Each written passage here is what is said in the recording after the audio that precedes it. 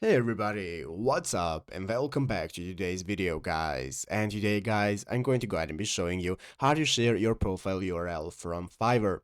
This is a very simple thing to do guys, so make sure to watch this quick and easy video till the very end and follow my steps correctly so you can make sure this works the same for you and that you can do this yourself.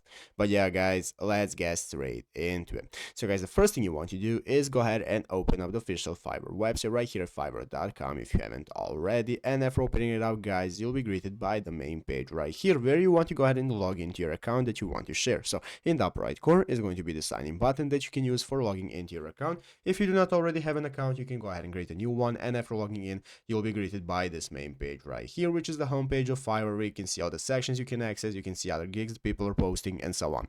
So let's go ahead and see how to get started with sharing your profile. Basically, guys, as you can see, if we want to go ahead and get started sharing our profile, we can do so right here in the upper right corner by clicking on our profile icon. That's going to enable us to open up our profile. So you can go ahead and click on profile. And basically, as you can see, for sharing your profile and gig, what you want to do is go ahead and click growth and marketing. After you have become a seller, you can go ahead and click on growth and marketing and choose scale your business. So select scale the business option. And after that, you can go ahead and click the button that says share your profile. And then you can copy the URL. So you'll be able to find all of that. If you have become a seller, as you can see right here, you can switch to seller mode and find all of that and get started sharing your URL to your gig that people will be able to find and your profile. So I hope this video was helpful. That's how you do it. So make sure to leave a like, subscribe to the channel, and turn notifications on so you can always be notified when we upload a new video. Well guys, thanks for watching today's one. I hope I'll see you in the next one, and bye.